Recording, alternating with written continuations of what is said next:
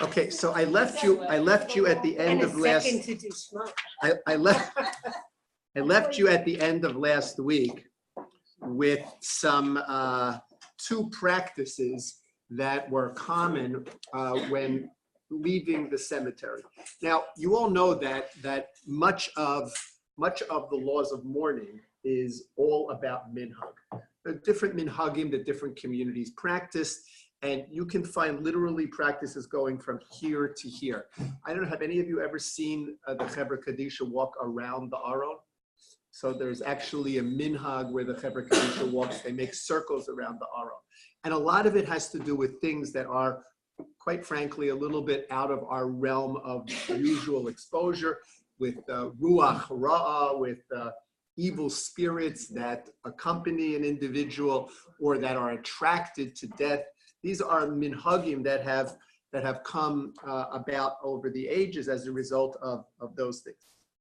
So for instance, we mentioned, connected to our concept of the para aduma and the sprinkling of the water, we mentioned the opinion that the reminiscence of this that we have today is washing one's hands when leaving the cemetery.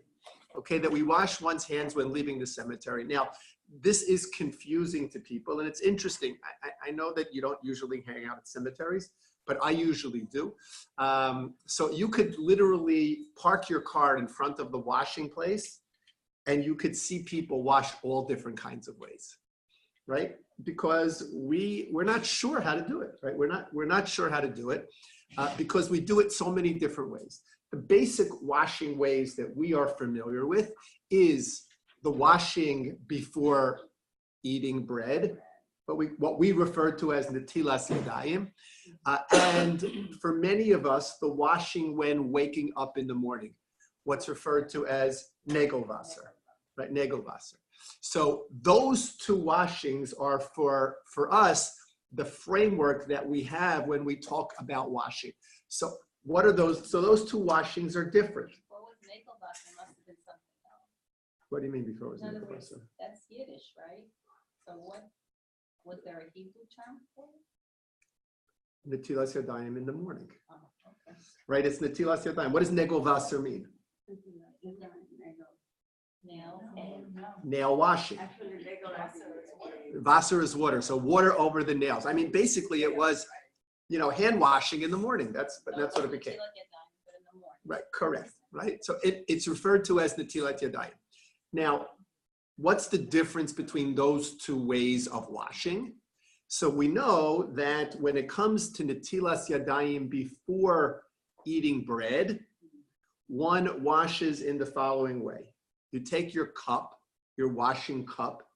Now, again, a washing cup doesn't need to be something purchased in a Judaica shop with two handles, although it's very nice to do that. It's good to support Judaica shops. But you can use a glass, a regular glass for washing. It needs to be a cup which has a certain importance. So we generally try to avoid using disposable cups for washing, and just like we try to avoid using disposable cups for kiddush. Okay, sometimes you have no choice, but generally it's best to avoid that and to use something of more substance. So how is the washing done for netilas yadayim before eating bread? So you hold the cup in your right hand and you fill it up. You transfer it to your left hand, and then you pour right 2 times and left 2 times. Anybody pour 3 times? I do. Right, so there are some people who have a variation on that theme, and that is right 3 times and left 3 times. Anybody do 1 time? No. Right. I I think when you're not observing, you don't even do 1 time, but right? So what's the purpose? What is the purpose of this washing? Of the washing before eating bread? What? Cleaning. But so on the one hand, it has a hygienic purpose to it, right? There's, I see with my grandchildren that, chas v'shalom, they should sit down at the table the way they come in from playing. They have to wash their hands, right? So certainly washing one's hands before eating has a hygienic piece to it. But there's another piece to it as well, because if it was purely hygienic, it wouldn't matter how we wash. The important thing would be to remove any dirt on our hands, right? So it's not how we wash. It's not just hygienic, but there's another element of it here as well. Connected to korbanos or the mishkan? It's actually connected to tuma and tahara. The idea is that when we eat bread, we should be in a state of tahara. Our hands should be tahor. So I want you to think of it this way. Pouring water over your hands is like a mini mikvah. It's like a mini mikvah. It's purifying your hands before eating the bread. Purifying your hands before eating the bread, which goes back to what we used to do in the times when there was a Beis Hamikdash and Kohanim and Tum and Tara and things like that, okay? So you're purifying your hands before you go back, before you eat the bread. That's why people wash at least 2 times, meaning you wash once, you pour over your hand once. Now, the water which has been poured over your hand once is now, that water is tameh, so you pour over a second time to remove that water. And you pour over a third time, for those of you who practice the third time, for good measure, but just to make sure that it's removed. Now, here's something which is interesting. Sometimes you see people who just do like a little bit 3 times. That's better to do, more twice than 3 times with just a little bit. Because if you do just a little bit, you never accomplish what you're trying to accomplish. So your washing cup should be empty by the time you're done. All right, so that's right over there and then over here, okay? And if you'll watch people who are very particular about this, you'll see what they will do is they'll spill out the entire cup on one hand, then they'll fill it again, and they'll spill out the entire cup on the other hand to make sure that they've accomplished that, quote, tahara process. And if they're yeshivish guys, what they will do is they'll wipe their hands on their pants to dry them off before pouring over the other hand. Okay, so that's one kind of washing. The other kind of washing that we're accustomed to is the negel Wasser washing in the morning, which can either be done in the traditional fashion of a basin and a cup filled with water, which is kept under the bed or by the bed, which is something that people do. You have to be careful you get up in the morning or you get up in the middle of the night that you don't step in it. But that's what people do. And then first thing in the morning when they get up is they do this netilas hadayim over their hand. You can also go to the bathroom and do this netilas hadayim in the bathroom. It doesn't need, because there's no bracha which is associated with it. When you do netilas hadayim before eating bread, there's a bracha which is associated with it. So we generally don't do that in the bathroom. Can you do it in the bathroom? You can do the washing in the bathroom, but what do you have to do? You have to make the bracha outside of the bathroom. And since we want to make the bracha before our hands are dry, in accordance with the practice of making the bracha before the act is finished, most brachos that we make are made before you do the act. So for instance, before certainly in Birchos HaNehenin, in the brachos that are associated with deriving benefit from this world, before you take a bite out of an apple, you make the bracha. But it also applies to mitzvos as well. When is the bracha made before sounding the shofar? Obviously before sounding the shofar. You don't make the bracha afterwards, you make the bracha before. So we try always to make brachos before we do the act to which the bracha is connected. That's called over la'asiyasan. When it comes to washing, we don't want to make the bracha with our hands not clean. So what happens is we wash, and then while our hands are still wet, we make the bracha of al netilas yadayim. And you'll notice that many people, after they wash, they lift up their hands like this, okay? So what's the reason for doing that? And Sfardim say, Su Yadechem Kodesh, I'm telling you, I'm going to come back in Yirtzeh Hashem as a Sephardi. It's much more, it's more geschmack. I don't know. I won't be able to say that if I come back as a Sephardi, but it's more, right? Okay, whatever. I'm sure HaKadosh Baruch Hu has more things for me to do. Right? So, in other words, they lift up their hands, Kodesh. It's a tremendous amount of kavanah.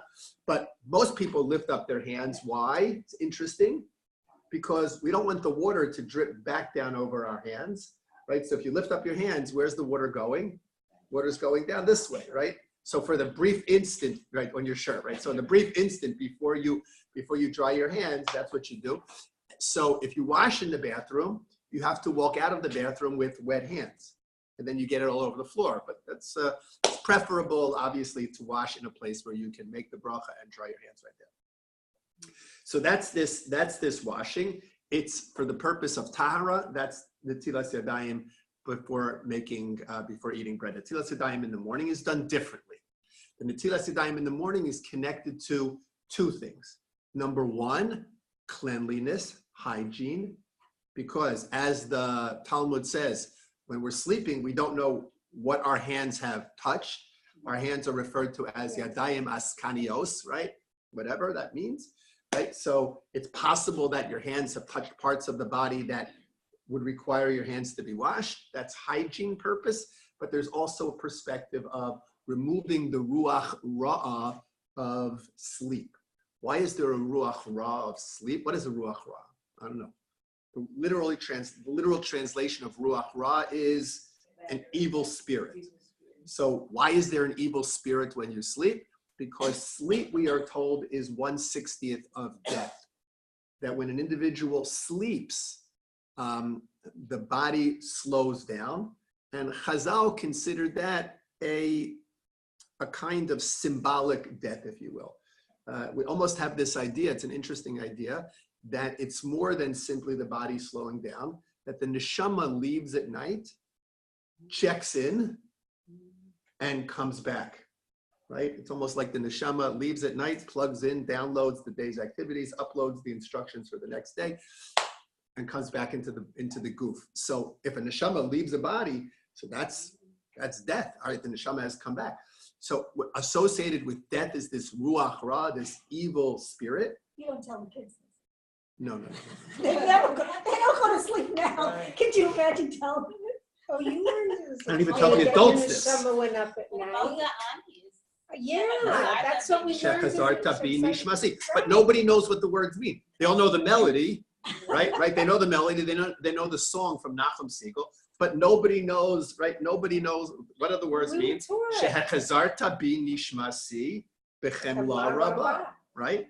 It's one of those things kids accept and you learn it. It's not scary. It's just the way it is. I don't know that the average kid who says Moda Ani focuses on what the words mean. I probably not. Yeah. All right. Well, listen, the bottom line, whatever it is, okay, we now know what the words mean. I hope you all sleep tonight. What? What happens if you wake up 3 or 4 times a night? So it would be a good thing to wake up when your neshama is back. Yeah, it would be a good thing to wake up when your neshama is back. I mean, I don't know how long the neshama leaves. I don't know. Don't ask me the particulars of these things. Days of insomnia. Okay, don't ask me the particulars for these things. But the neshama, Well, if you wake up, or unless it goes and comes back just that first time you wake up, and then it hangs around. okay, that's a good thing. Right, so, right, whatever it is, however long it takes the neshama to do this, that's okay. So when we talk about death, we talk about the association of this ruach ra'ah, and this ruach ra'ah needs to be removed, and the way that we do it is through negel vaser in the morning. Now, negel vaser, even though it literally means fingertips, right? We do more than the fingertips. We do the entire hand, but we do it differently than we do it for washing before bread. Here, we fill it up, holding the kos in the right hand. We transfer the kos to the left hand. That's the same. And then we go once over the right, once over the left, a second time over the right, a second time over the left, a third time over the right, and a third time over the left. These are the two ways the two paradigms for washing Netilas Yadayim. There are people who also wash their hands before davening, right? In preparation for davening. There are some people who wash 1, 2, 3, 4, 5, 6 before davening, and there are others who will just have a little bit of water, put a little bit of water on their hands, or else they will clean their hands like this on a table or something like that. If you use shevish, you use your jacket, right? Something like that to go into davening with clean hands. When we leave a cemetery, we wash netilas yadayim the same way that we do in the morning, because the idea of being in the cemetery is connected to this ruach ra'ah, right? That when you are in a cemetery, there is ruach ra'ah in a cemetery. What's the difference between ruach ra'ah and tumah? I mean, ruach ra'ah is literally an evil spirit. I don't know. I don't understand. I can explain it and say that there are these metaphysical spirits, these evil spirits that accompany an individual. I could explain it and say there's a certain melancholy that overcomes an individual when an individual is in a cemetery. Cemeteries are not happy places, right? So we could understand the ruach ra'ah rather than saying that it's actually an evil spirit. We can understand the ruach ra'ah to say it's a melancholy that overcomes an individual. Ruach ra'ah is sometimes defined as that. So this washing is a symbolic way of removing that ruach ra'ah. Tuma is also associated with death, but tuma and ruach ra'ah seem to be in Chazal two different things. They're two different things. So we wash before leaving the cemetery, just like if you go to a funeral and you're not going to the cemetery, you wash before leaving, or you wash after leaving the funeral. And the washing there is, again, the alternate 1, 2, 3, 4, 5, 6. I also mentioned to you last week the custom of A, not drying your hands, and B, emptying out the cup before handing it to the next person, or even just emptying out the cup and leaving it there and let the next person take it from there. So the concept of not drying is an interesting idea. What is that connected to? So the Sefer is a Sefer Ma'aber Yabok, which talks about the laws of what happens at the end of life. And he writes there that the reason that we don't dry our hands is to symbolically indicate that the memory of the deceased remains with us. Just like the water from the washing remains with us for a few moments, so too the memory of the deceased remains with us for a few moments as well. What? So that seems to be the overarching practice, generally, that people do not dry their hands after washing at a cemetery. And There are no paper towels there. well, you can go. But they do leave a towel out. No. So Raylene is referring to when the mourners come home before they go into the house, or if you're going over for that to participate in that Suda, right? Before you come into the house, the mourners leave outside, wash water for washing, right? So technically speaking, the mourners could also wash at the cemetery. The idea is that one should wash before entering into a house, so as not to bring the ruach ra'ah from the cemetery into the house with you, which is why we leave water outside for the mourners. Most mourners, after they leave the cemetery, get into the cars and go home. So they don't stop to wash. So they need to wash before going into the house. So the water is put outside for them. People who put towels out are obviously not following the practice of the Ma'avar Yabok, but rather following the practice of the Ikrei Hadat, or Ikrei Dinim, which was written by Rabbi Daniel Tirani, an Italian rabbi in the who lived in the early 19th century, who writes that there's no reason not to dry your hands, that you don't need, that you can indeed dry your hands. What? I still remember the disease. In other words, you could still dry. Not drying your hands is the practice of the Ma'aver Yabok, the Ikrei Hadinim suggests something different, that you can dry your hands. And what will happen is if you dry your hands, somebody's going to look at you and say you shouldn't dry your hands. So when they say that to you, tell them, look it up in the Ikrei Hadinim. Check Right. out Rabbi Check- Tarani. Check out Rabbi Tarani, and then I want to hear what they have to say next to you, right? That if they say anything else, call me and let me know. All right. So that's the idea. And frankly, I generally do not dry my hands. But to be frank with you, in the winter, when it is very cold out, I do dry my hands. So, okay, in the summer, it's not, when it's warm out, it's not so bad. In the winter, so I rely on Rabbi Tarani as well. Okay, perfect. I just have about this whole Zach question. If we wash before eating bread to remove tahara, symbolic To create tuma, tahara, right, symbolically, right? and when we eat something out, it has enough chashivas that we do a birkat hanenim. Why do we not wash before we eat anything? If you're a picker, you'd be in big trouble. No, in other words, you take an apple, you're handling the apple. No, Why should you- that is true, but it's not just this idea. In other words, the tahara idea was connected specifically to bread, right? Because bread was the staple of the meal, so it was connected specifically to bread. So when it was instituted as a reminiscence, as a zecher, right? It is done to that which is the staple of food, meaning to be by bread. Okay. It's different than the washing that we do, let's say, when it comes to the Seder and the Karpas, where I don't know what your minhag is in our house. One person washes, generally the head of the household.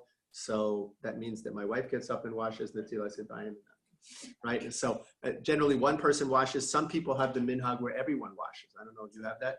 Right? Yeah. Everyone washes before, so the kids are absolutely, and I happen to think that's a better way of doing it because the kids are actually freaked out. They all go to wash and they come back and it's vegetables, right? There's no bracha, they can talk, right? That's what gets people to ask the question, because otherwise, the whole purpose of the washing is to get the children to ask. So if only one person washes, they're probably not paying attention. They don't really think about it, but so that's the idea. That's a different kind of washing. That's the washing that people used to do before dipping something into water or other liquid in order not to transmit tuma. That's a different kind of washing.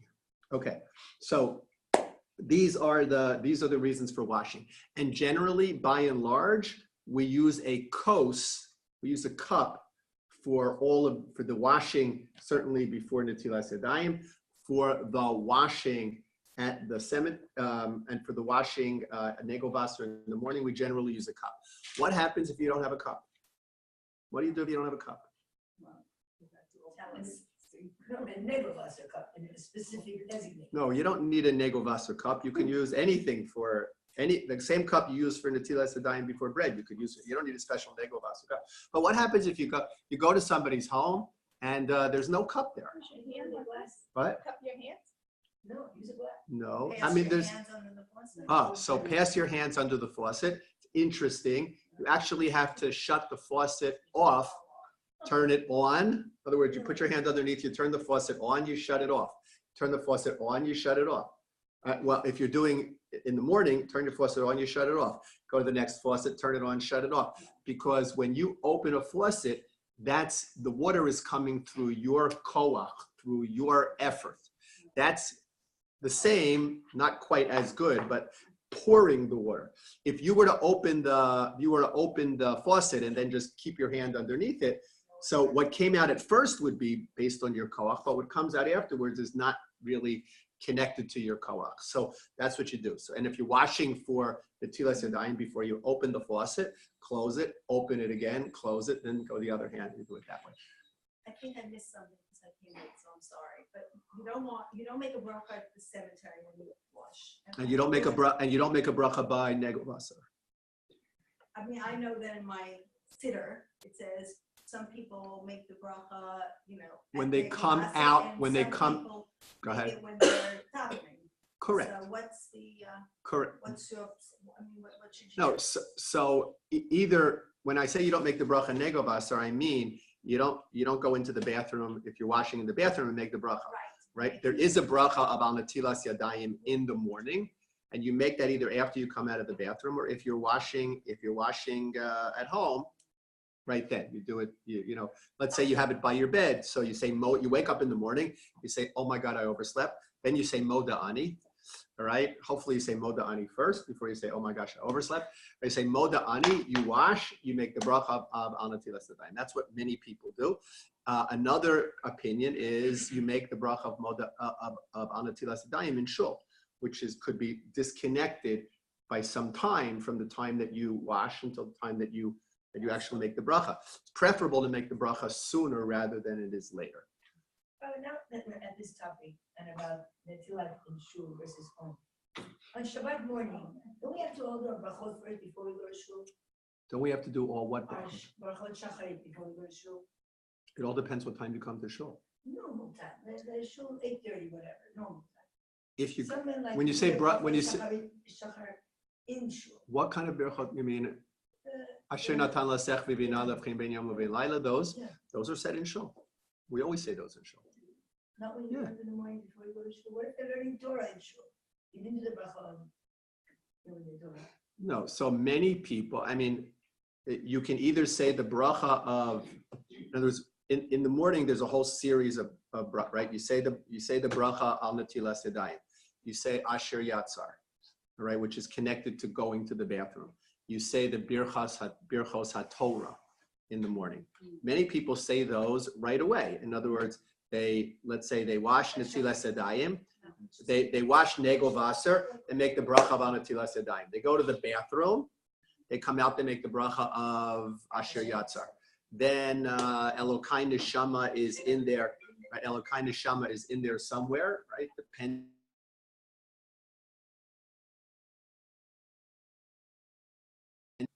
So you do that. So that is part of what is also said.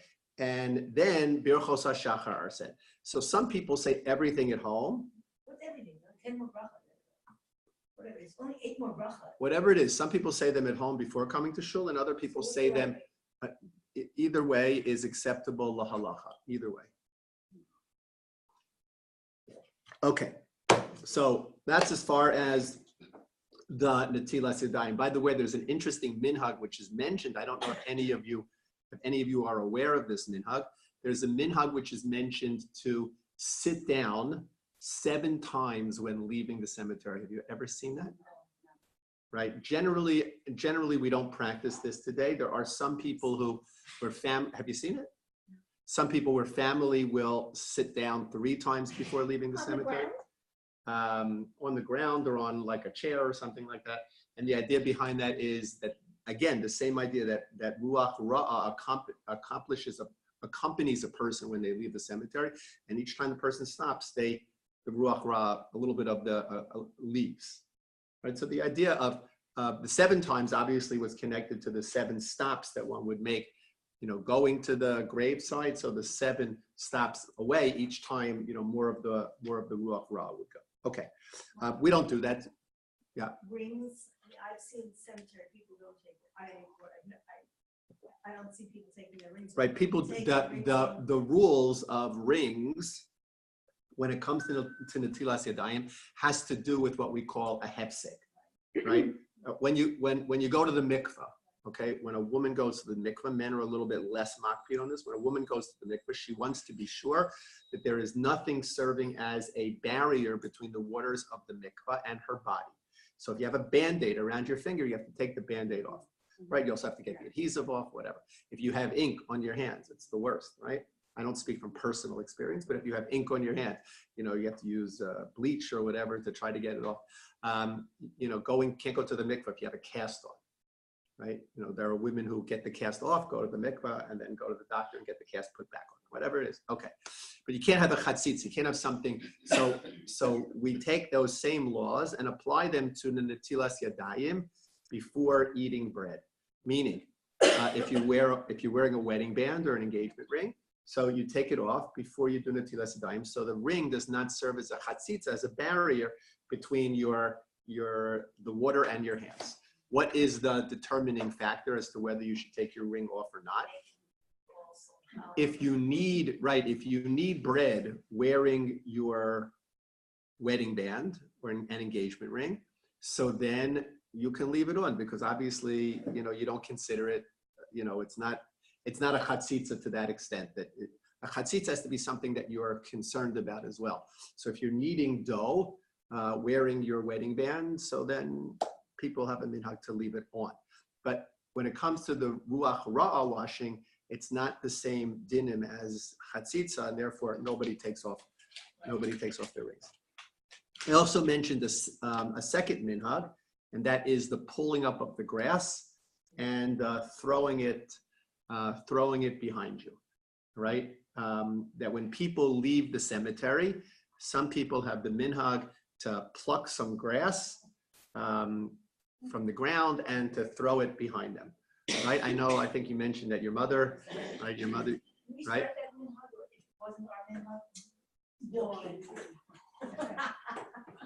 The idea behind that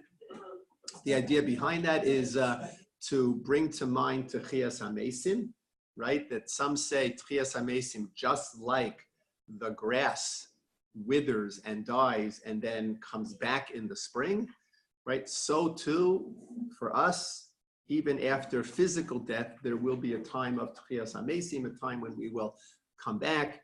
And it's, as we leave the cemetery, we do that. There are different psukim that people say when they do that, but that's also a minhag as well. Interesting that the grass, according to one interpretation, the grass is connected to the hyssop. And remember, we spoke about with the para aduma, right? There is a hyssop that is burned together with the para aduma. Hyssop also, we think of the process of purification by a mitzora, by a person who is afflicted with sara'as, that there's also hyssop which is used. So the grass connects to that as well. Okay. When did these customs begin to become formalized with cemeteries? Because it was obviously after the destruction of the temple. When did they become, because our patriarchs are buried by the side, I mean, there was no formalized. There weren't formalized cemeteries. Right, so they didn't have these customs. I guess when the rise of formalized cemeteries, I don't know if anybody wants to do a master's on formalized cemeteries, when cemeteries started. So then I guess that was it. When they were in Europe, when they had after the destruction. I don't know. I mean, because it's obviously a need for these customs. I mean, there was. Right. I mean, it's an interesting question. I mean, I don't know. When the Beis Hamikdash existed, did they do any of these things? I don't know. I don't think so. So one would have to say they originated in Jewish communities, and that could explain why there's such different minhagim, literally, that run from one end of the spectrum to the other. So it's an interesting question. I don't have an answer. By the way, as an interesting aside, I mentioned this Rabbi Daniel Turani, this Italian rabbi. So his name also comes up in another interesting situation, and that is a situation of when a person stops sitting Shiva Friday afternoon. In other words, we know that there's no public mourning on Shabbos. People sometimes have the mistaken impression that there's no Avelis on Shabbos. That's not true. There is Avelis on Shabbos. Right? There's just no public mourning on Shabbos. We're talking about the Shabbos.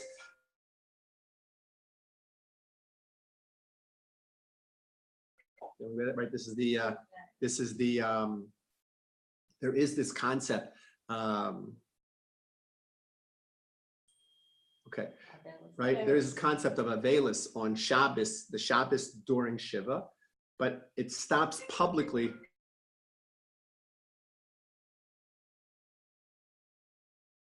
Right, I'm just going to shut my phone off. All right, so no, I spoke to them already. Add 10 more minutes. That's okay. Gosh, I get so upset when this happens, and here I do it. Okay, airplane mode, hello. Okay, so right, so we have this idea that when do you stop sitting Shiva publicly on Friday? You don't stop sitting Shiva on Shabbos. Shiva still continues, but when do you stop sitting Shiva publicly on Friday? So what would you say? 2 hours before. Enough time to make. Who it said 2 before hours? Shabbos. 2 hours before Shabbos. Okay, where does that come from? Give you time Canada. Canada, right? To give you time to get ready for Shabbos. As much time as you need. As much time as you need to get ready for Shabbos. Anybody else have any Whatever other your thoughts? local rabbi says. Whatever your local rabbi says. So there are some people who have the minhag to stop at chatzos, to stop midday, right? To stop midday.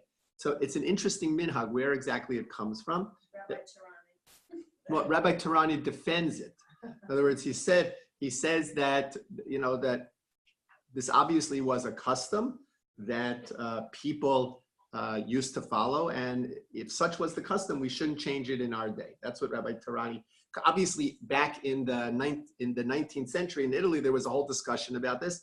There were obviously poskim who said, no, you shouldn't stop at chatzos at midday, noon, if you will, but you should go until close to Shabbos. And Rav Soloveitchik's position was you can stop sitting Shiva with as much time as you need to get ready for Shabbos. So if you are not spending Shabbos in the community where you are sitting Shiva, you can stop with enough time to get yourself home or wherever you're going for Shabbos before, so that you're there before Shabbos. Most people don't have a lot to do before Shabbos because all the food is generally supplied.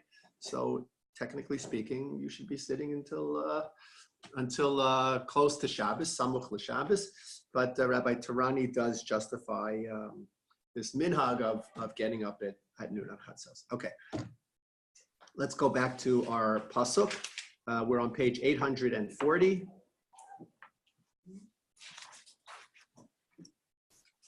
Okay, so on page 840, we have the following.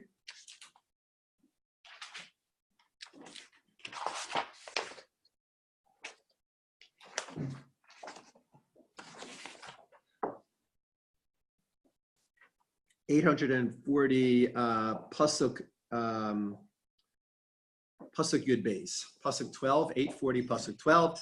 The Torah tells us who yischata bo. The English translates it as he shall purify himself. Right? He shall purify himself. So it's interesting because the word yischata, as I mentioned to you, obviously has the word chet in it, right? So chet means transgression. When the word is conjugated in this reflexive conjugation, yischata, it means he will purify himself, right? Or he will be purified. He will purify himself. The Gemara in Maseches Nida, there's an interesting Gemara in Maseches Nida, in case any of you are interested in this. The Gemara talks about what you need to do if you want to have male children. The Gemara gives several recommendations as to what you want to do if you have male children, if you want to have male children. I'm not going to go into those specifics. However, in that discussion of what one needs to do in order to have male children, the Gemara in Maseches Nida brings a discussion about what does this phrase chita mean. Chita. It's actually used in a connection to a passage in the Gemara. The Gemara says that a woman will conceive close to her mikvah time. Only after going to the mikvah will she conceive. And here, which I think biologically has grounds to it, but here the idea, the phrase, the pasuk which is brought mentions the word chita, like chet, for a woman going to the mikvah, which means she'll be purified, right? So this word which indicates chet can also be used as an indication of purification, and not purification from chet. In other words, there's no chet, right? There's no chet in a woman being in nida. It's not a chet thing. Just like there's no chet in tumas meisir. It's not a chet. You didn't do anything. You didn't violate anything, which is generally what a chet is. Here, it's cleansing. You cleanse yourself. How do you do that? So says the pasuk. Hu yischata bo. What is the bow? What is the bow? He will be purified. He shall purify himself with it. What is the it? What are we talking about? We're talking about the para aduma, right? We're talking about this red cow that was completely burned and its ashes were then mixed with water. And what we're learning in this pasuk is that the water was sprinkled on the individual. We'll have to define that term sprinkled. It was sprinkled on the individual twice during this 7-day period of Tuma. So hu yischata bo is referring to the para duma, but it's not really referring to the para, because if it was referring to the para, it would say hu yischata ba. Hu yischata bo is referring to the afer, to the ashes of the para. It's the ashes of the para that bring about this purification. It's not the para itself, it's the ashes of this para. So hu yischata bo, he will purify himself with the ashes of the para, with this mixture of water and ashes.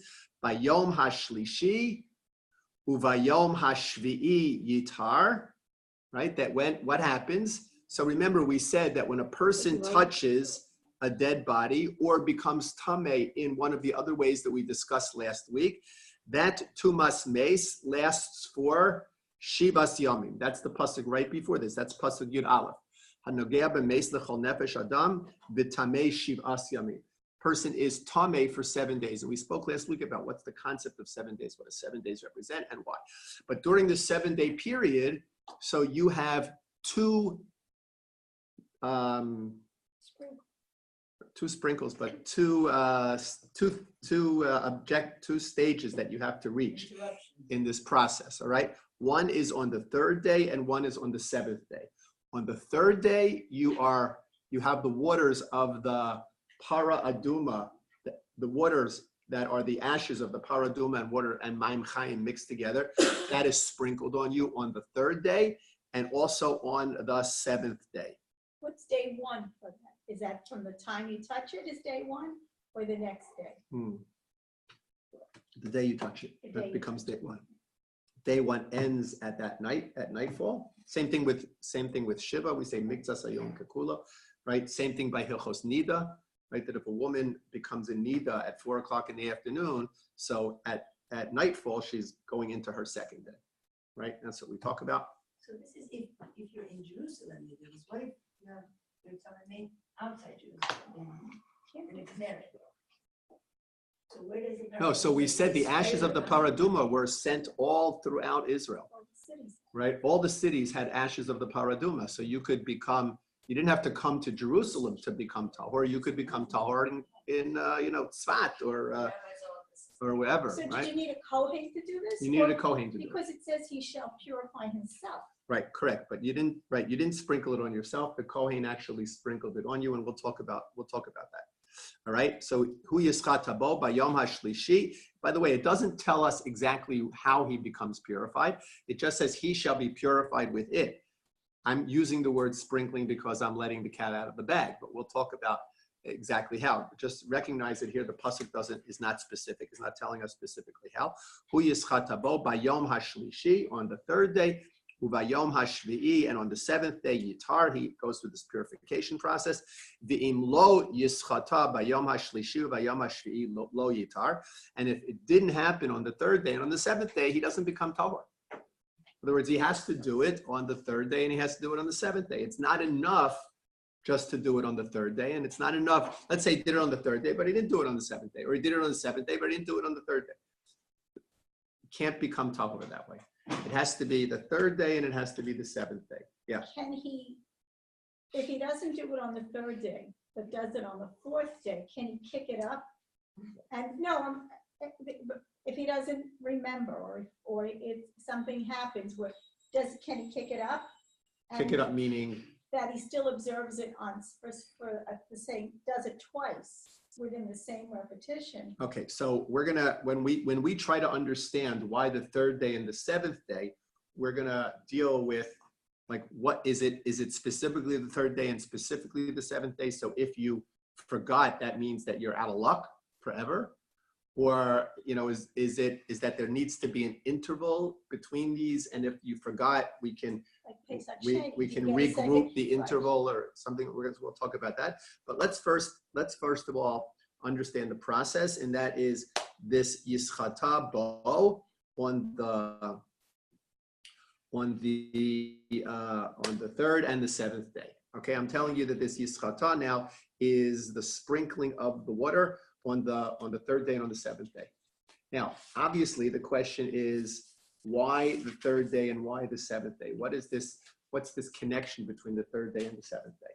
So does 3 and 7 mean anything to you when it comes to Avelus?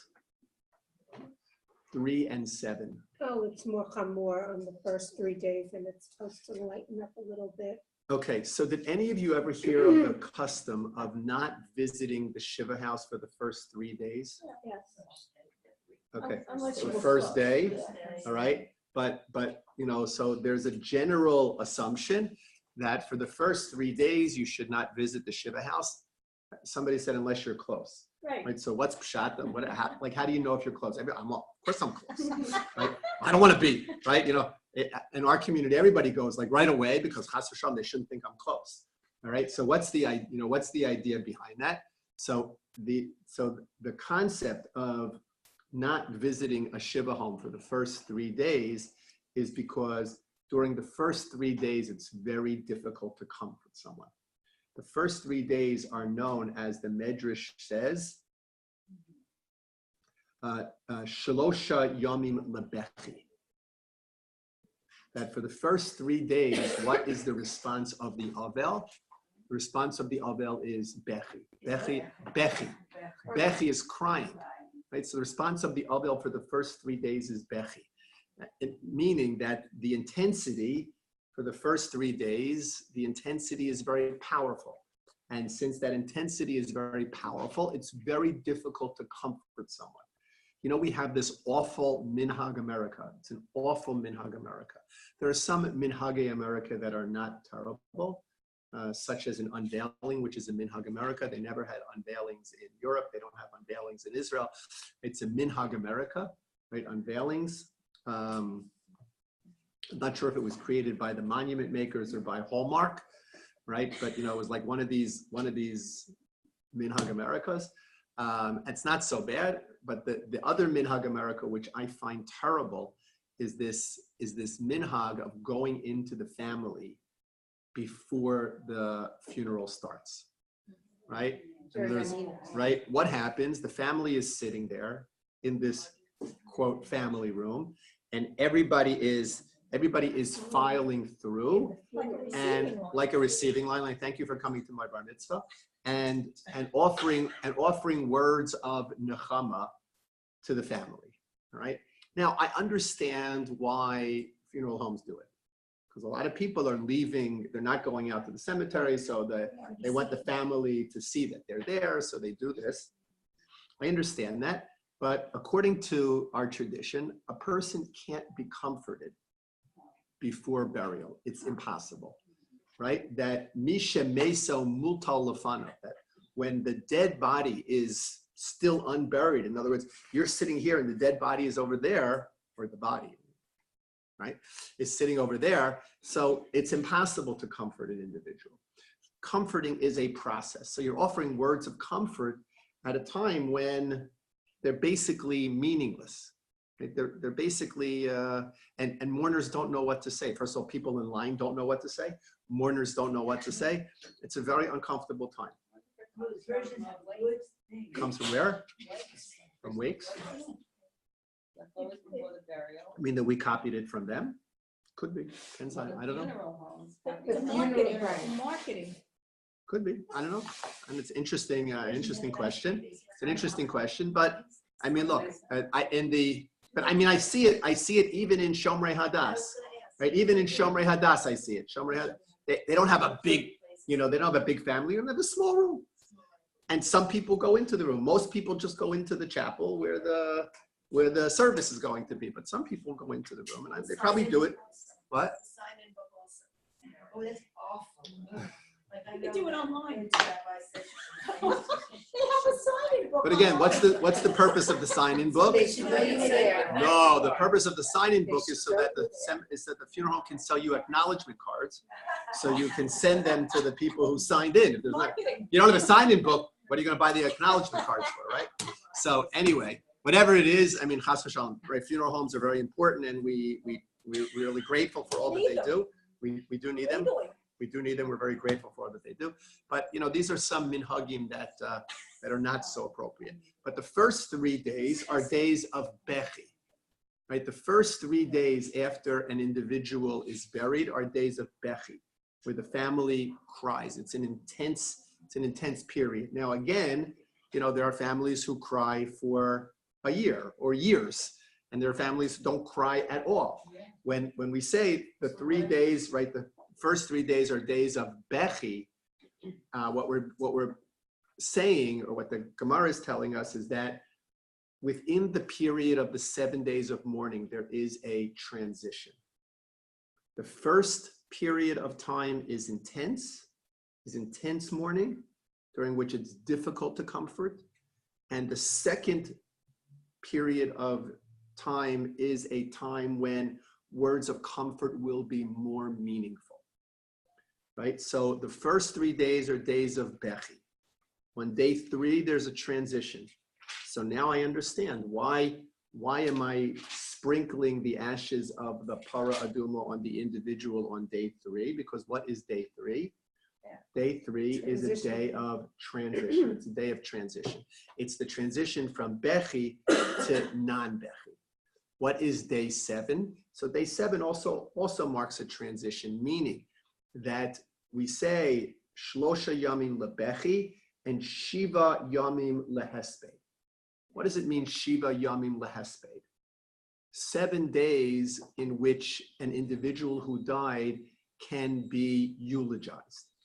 The idea behind this is that after 7 days, what has to happen?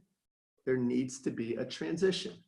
That you can talk about the individual in a manner of hesped, eulogizing, for 7 days, but then at the end of 7 days, you have to transition from that mourning to a different kind of mourning, to a different kind of mourning.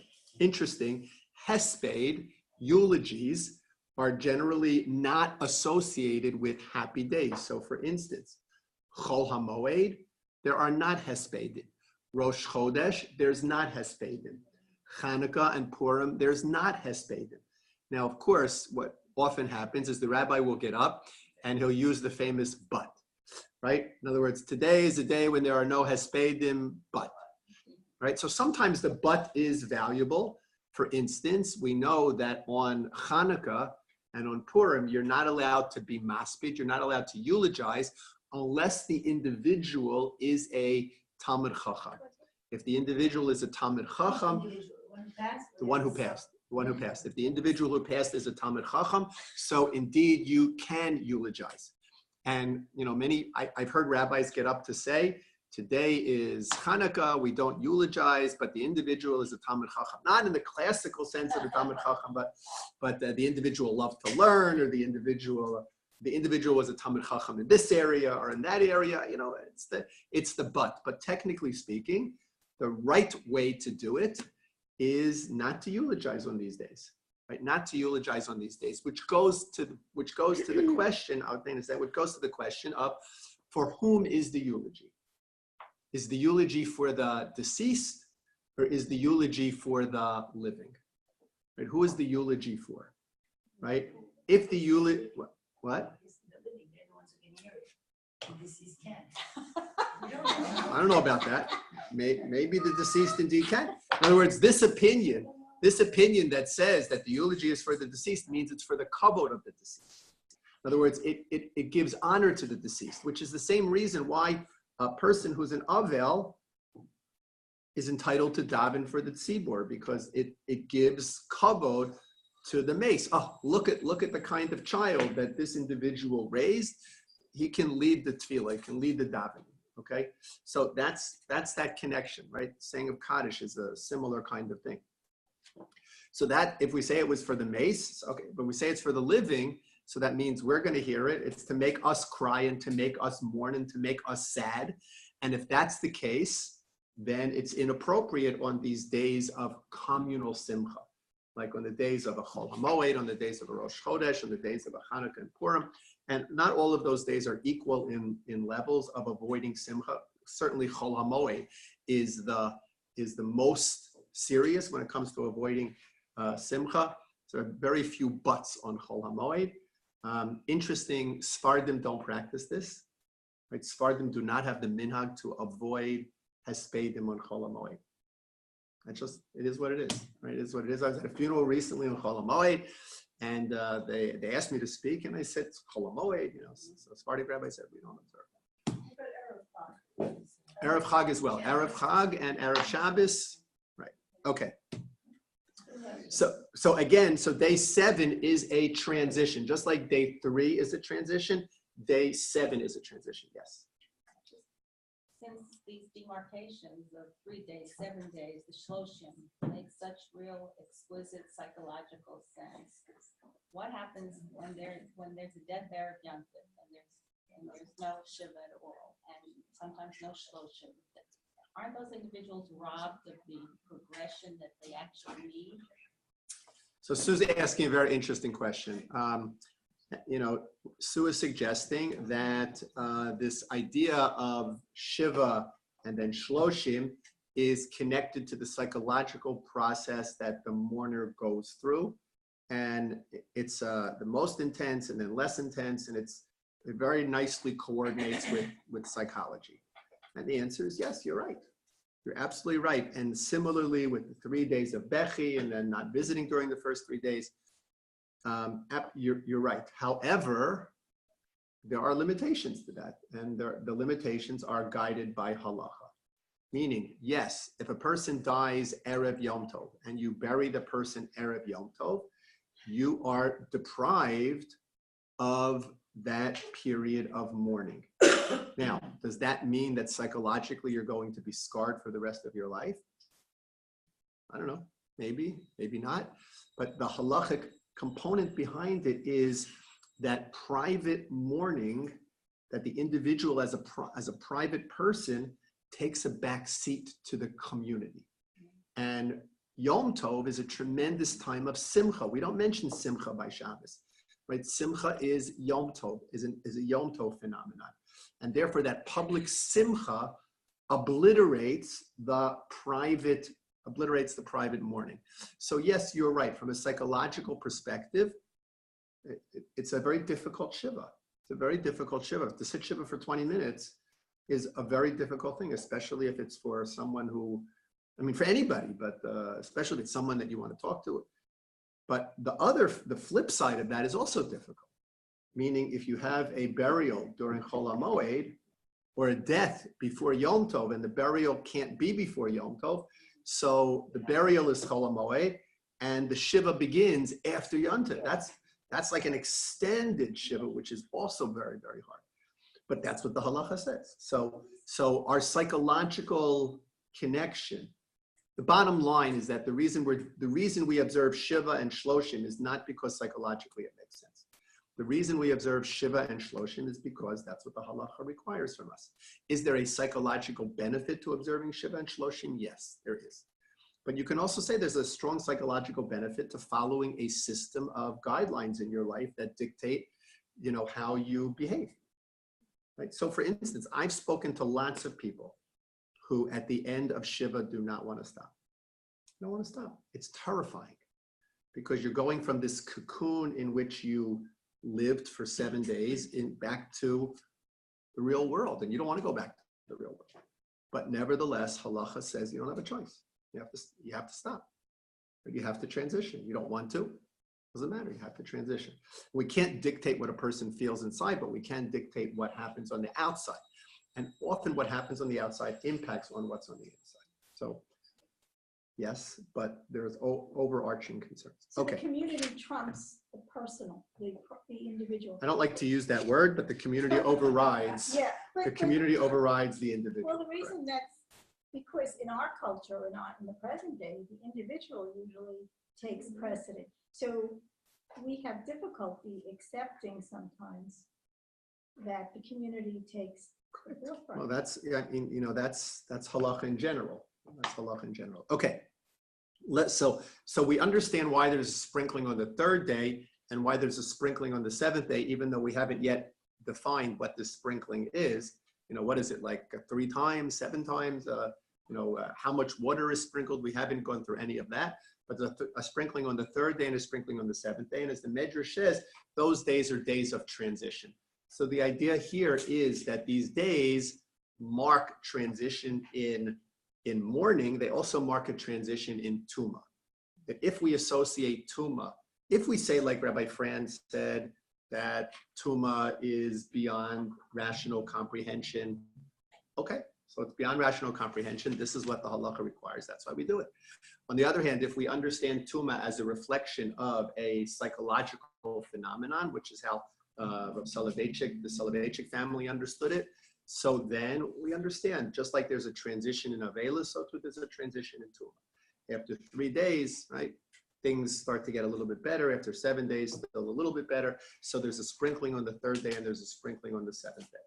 So what happens if you miss the third day and if you miss the seventh day? In other words, you missed this transition process. No, you don't start. It's interesting. You don't start all over. But what you do is you still do the 2 sprinklings, but you have to have a separation between the 2 of them. Of the same 4 days. You have to have a separation between so that seems to be the subject of a dispute as to how many days. Remember, we don't do this anymore. So as to how many days you needed to have, right? Could you do the 6th and the 7th? Could you do the 5th and the 7th? Could you do the 4th and the 8th? In other words, how did you do, so it seems in general that the 2 sprinklings needed to be done within the 7-day period, because at the end of the 7-day period, an individual would go to the mikvah and would become tahor again, and we don't want to postpone that tahara. We don't want to postpone that tahara process. It's important for an individual to become tahor, so we don't want to postpone that. So the question, Thelma? No. So the para aduma wasn't enough then, if you still had to go to the mikvah? Correct. If all you do is got sprinkled on the third day and sprinkled on the 7th day, you weren't tahor. What about if you didn't get sprinkled? But that's interesting. And if you didn't get sprinkled, you weren't tahor either. Because But then you go on the 7 days of mikvah. Well, we'll talk about that. I thought the paraduma was a means of contradicting the negative effects of being associated with a human corpse. So you're a rationalist. You're a rationalist, and you're following the Soloveitchian approach, right? By saying that there's a rational understanding behind this, but assuming that that's correct, the para aduma still plays an important role in this process. Whereas if you're not sprinkled on the 3rd and the 7th day, or you're not sprinkled, let's say, twice during this period, you can go to the mikvah all you want, and you're not tahor. So for instance, we don't have the paraduma today. Right. So there's no way that we can ever become tahor from tumas mace. And tumas mace exists for any one of us, right? I guess, a newborn who's never come in contact with a corpse, so there's never been a body. For a newborn. The newborn is born in the hospital. Maybe the newborn born in the hospital, so there's tumas ohel. In other words, it's a very difficult situation to say that there's anybody. Maybe because the mother is tummy when the baby is born. Right, but the baby doesn't have to go to the mikvah. No, In but other words, the we know the mother has to go to the mikvah, but the baby doesn't have to go to the mikvah. But would the baby be a conflict with Tuma? Like you said, it's the University of 17. It would seem not. It would seem that this baby who comes out, the mother is tameh, but the baby's not. So what do they call the waters of the paraduma and the waters of the mikvah? Are they waters of purification? Are they waters of what? They are how do both. They are both waters of purification. Okay, so they're both waters. They're both waters of purification. Okay. I am, Let's just look because very. I'm gonna Let's look just it look very up. quickly on the next one. Okay, so we say that if you im lo yischata bayom hashlishu bayom hashvi'i lo yitar, that if there wasn't a sprinkling on the 3rd day and on the 7th day, if there wasn't this mid period purification, so then lo yitar, you're not purified. Even if you go to the mikveh, you're not purified. Okay, what's the result of that? Kol hanogea pasuk yud gimel. Kol hanogea b'meis b'nefesh ha'adam. Whoever touches a corpse, asher yamus, obviously, velo yischata, and does not go through this process, es mishkan Hashem timei, right? What happens? He defiles the Mishkan. In other words, he's tamei, and if he comes into the Mishkan, he will defile it. V'nichrasa hanefesh hahi miYisrael. And what's the punishment? Kares. Punishment is kares, which is, we'll have to talk about what kares is, a very severe punishment, right? V'nichrasa ha'ish hahi miYisrael, ki mei nida lo zorak alav, because the waters of purification were not thrown on him. Tamei hiyeh, he remains tamei od tumaso bo. His tuma will remain with him. So in Yirtzeh Hashem next week, we'll have to figure out. All right, 2 weeks, right? No class next week. In 2 weeks, we'll figure out what happens. What do we do with such a person? Is the term living? No class next week, Is everybody. the term living waters the same as waters of purification? Yes. Yeah, Okay, they're- so that is the same thing. Right. Okay, everybody have a great day. Thank you. Thank you.